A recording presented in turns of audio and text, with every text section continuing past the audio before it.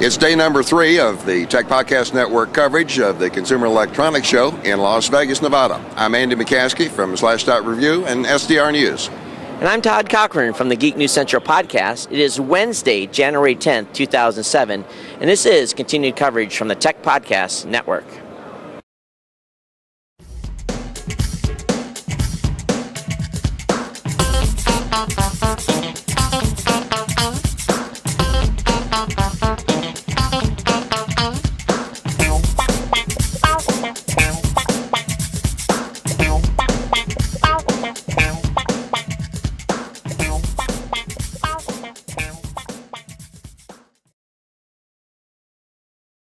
Hi, this is Andy McCaskey from Slashdot Review and SDR News. Really productive day on the main floor and also in the external booths and tents out here in the parking lot. We found 3 products that we really think are of great interest. The first one comes from a company called HomeHeartbeat.com, and this is designed to be a home security system where you put sensors throughout the house. They communicate wirelessly the status of door closures and fire alarms and things of that nature. But the really cool thing that was associated with this product is this little dongle device that I have right here. It's set up, as you can see, for a keychain and has a thumb wheel that attaches here, as well as a display. Now, what happens is when you leave the house, it maintains Wi-Fi connection as it's in your pocket as you're walking out the door. You hop into the car, you're 4 blocks away, and you say, gee, did I remember to turn the stove off? You take this little thumb wheel, and the sensor that's attached to the power on that stove says, yes, the stove was turned off. You can have sensors for door openings and closings. You can have sensors for water presence. And for example, with water, if there's a leak that develops at your vacation home, this system will detect it and send it to you via SMS. The second product that was really great was the Nokia N93 phone. This phone is a combination video camera, still camera, and telephone. It's a fantastic piece and can copy over 40 minutes of video onto built-in mini SD cards. Ideal for podcasting and video blogging. And then the final one, the sign that attracted me, was Chicks Dig It.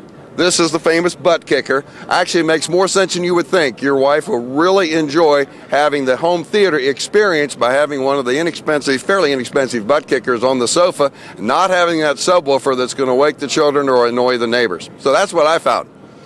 Andy, I tell you what, on the main hall, lots of big manufacturers, and the first thing that I found today was at Sony. They have a prototype screen called the Organic LED. It was an absolutely amazing screen. 3 millimeters was the thickness of that screen. It's just absolutely amazing, brilliant, and you know, it was kind of funny though. We ran into something else on the floor that we kind of thought was interesting as well. A high-tech commode. Now, you know, of all things to find at CES, I found a high-tech commode that does all kinds of things. It's actually a product that's come in from Japan that's being introduced to the United States by a company called Tagagi. And all I'm going to say about that is you'll have to watch the video that's on Geek News Central at a later date. At a later date. We'll be back with today's selection after this word from Hitachi. It was pretty scary. Everyone else has cancer, not him. Not people that you care about or know.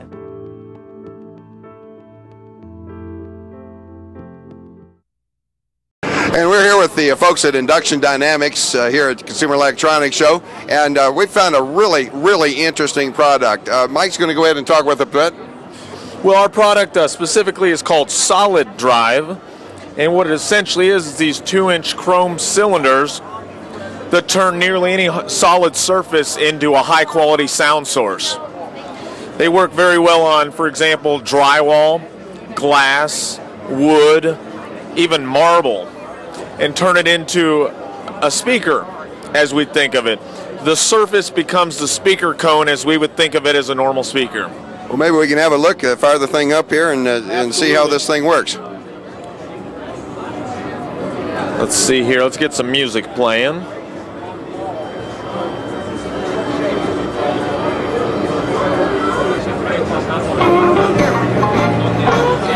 Now you just placed these on this masonite kind of surface. This is just a wood surface, and when these units are sat on the surface, they'll transfer the entire surface into a sound source, And as you'll notice, when they lift off, the sound stops. So we have music playing, and then the music stops. And then as soon as I were to make contact again, as the speaker cone, as we would refer to it, is back. So you could use this surface here, but you know it's fairly large and resonant. What about some arbitrary surface here? It'll work very well too on this wood wall we have here.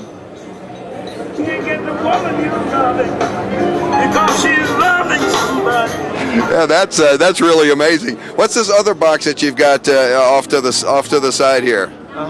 What we have also, since different materials have different characteristics, of course, being maybe more rigid, glass, for example, and drywall having a little bit, the frequencies are affected slightly. So we have these EQ modules which are designed to compensate for the nature of the material.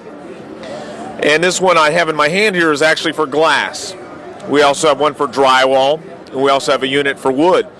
So what's the price point on these particular units if you had a family room that you wanted to eliminate speakers from the room with this product? You could have a stereo system in a room without seeing any speakers for around $900 range plus installation. And you also had a way to mount it in the drywall itself then, right? We have a drywall mount version here, which looks like it's disappeared here for the moment. But anyway, it was a piece of sheet metal that would go between the studs. It's a special bracket designed to span the studs, and then it would attach to the back side of the sheetrock, and then we'd have just sound off the entire sheet of drywall. Okay, well listen, thanks very much, and appreciate your time. Thank you. Here you go. As Andy just showed you how these work with wood, but just look at this screen here, look at this piece of glass, and then they've got people are just hovering around this. They got the little sensor on the bottom of the glass. All right, the sound is coming directly from the glass, and if you can hear it, listen to this.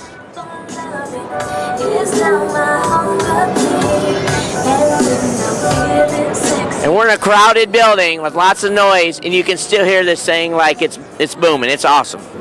That's our picks from today. Continue audio and video coverage will continue at geeknewscentral.com and /.review.com. And of course, we're all part of the Tech Podcast Network. Over 70 programs, video casts, and audio blogs, podcasts that are all tech-oriented and family-friendly. I had no symptoms at all. The physician who was doing my flight physical found what he thought was a small lump on my prostate.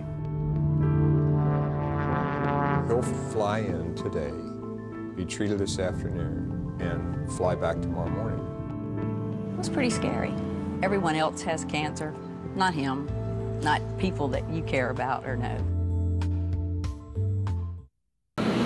We want to thank you for joining Day 3 coverage, and of course, make sure that you check out our outtakes reel that we're going to be producing on Friday that is going to be absolutely hilarious. My name is Todd Cochran from Geek News Central. And I'm Andy McCaskey from /.review, SDR News, all on the Tech Podcast Network. Until next time, aloha.